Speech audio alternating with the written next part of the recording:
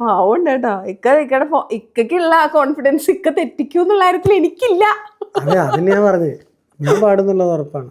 അന്നൊക്കെ പാട്.